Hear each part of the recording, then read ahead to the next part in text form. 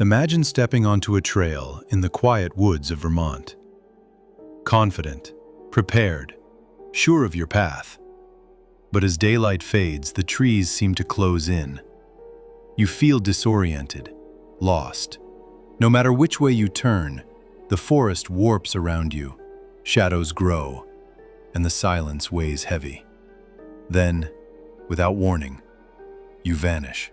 No footprints, no clues, no explanation.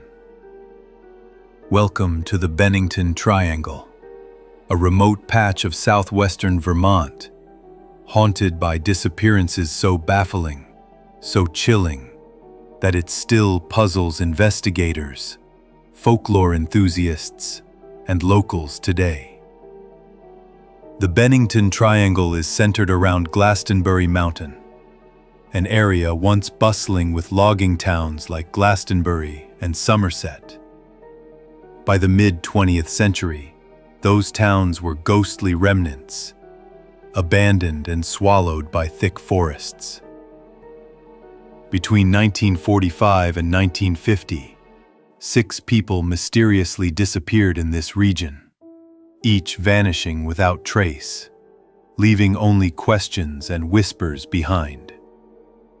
Mitty Rivers, 1945, the first vanishing.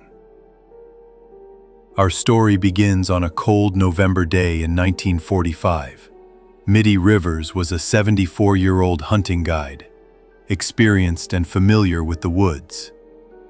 On November 12th, while on a hunting trip in Bickford Hollow, he told his son-in-law he'd be back for lunch, but he never returned. The group searched desperately. Hundreds joined the effort.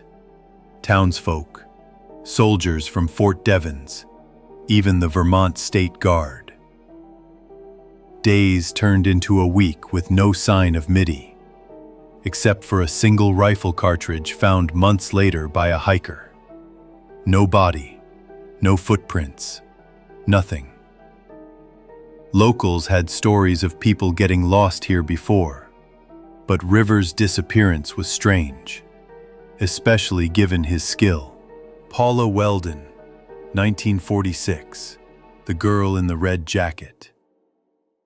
Exactly 1 year later, a young woman would become the most famous name linked to the Bennington Triangle, Paula Jean Welden, an 18-year-old sophomore at Bennington College. On December 1st, 1946, Paula left campus in the early afternoon. She wanted to hike the long trail near Glastenbury Mountain, a popular but challenging trail. She wore a bright red parka, jeans, and sneakers.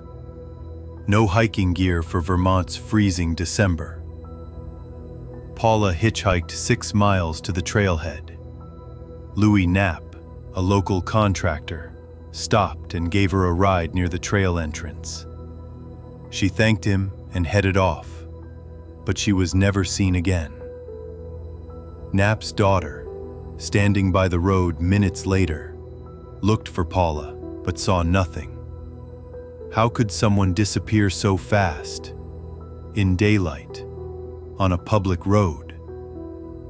Multiple witnesses claimed to see Paula on the trail that day. A newspaper employee who gave her directions, an elderly couple who hiked behind her briefly, a cabin owner she stopped to ask about the trail's length. But then, silence. Paula didn't return to class the next day. Her roommate thought she might have been studying late, but after a few days, panic set in. The search was massive. Over 1,000 volunteers, students, police, even the FBI, scoured the area. Flyers were everywhere, and a $5,000 reward was offered. They checked the 5 stone shelters along the trail, stocked with emergency food. No sign of Paula. Then the oddities began. A nearby cabin owner reported 3 men hiking up the trail that day carrying a suitcase full of clothes with names sewn in. They claimed to be military but left the suitcase behind and never returned. Who were they? What were they doing? Weeks after her disappearance, a waitress in Massachusetts reported seeing a dazed woman matching Paula's description with an older, angry-looking man. The woman called herself Mary Welden. When Paula's mother spoke to her on the phone, it wasn't her daughter's voice.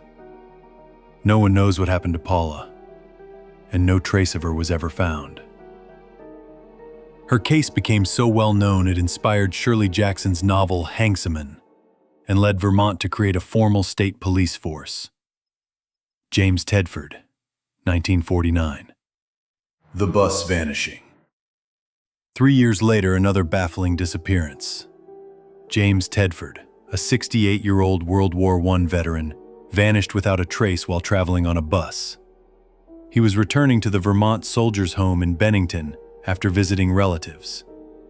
He boarded a bus in St. Albans, changed buses in Burlington, and was last seen chatting with a friend.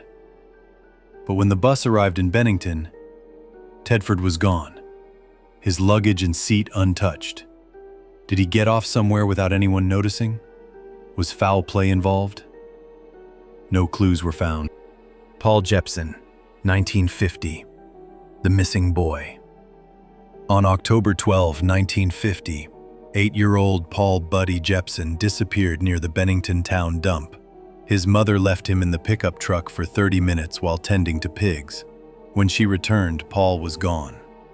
Bloodhounds tracked his scent toward the Glastenbury Mountain area. Then suddenly the trail vanished at a crossroads. His father feared a driver might have hit Paul and panicked, driving off with him. Despite massive searches, Paul was never found. Frida Langer, 1950, the last to vanish. Only 2 weeks after Paul's disappearance, Frida Langer, 53, vanished near Somerset Reservoir. An experienced hiker, Frida had slipped in a stream, soaking her clothes. She told her cousin she'd take a shortcut back to camp to change, but she never returned. Over 400 people, including police and soldiers, searched for weeks. 7 months later, Frida's body was found near the water. The cause of death was unclear, possibly drowning after a seizure. Why did so many people vanish here? Some believe the area is cursed, pointing to Native American Algonquin legends, warning of a malevolent stone in the mountains that could swallow the unlucky. Others blame strange atmospheric conditions, chaotic wind patterns, and confusing trails that cause even experienced hikers to get lost. There are also tales of the Bennington Monster, a Bigfoot-like creature spotted in the woods since the 1800s. And then, strange lights, UFO sightings, and unexplained phenomena add to the eerie reputation. In 2008, a man named Robert Singley tried hiking the same long trail. He became disoriented, lost for hours, even though he was sure he was on the path. "I felt like the trail changed around me," he said. "It was like the forest was alive, shifting." No one really knows what happened in the Bennington Triangle. Did these people get lost and succumb to nature?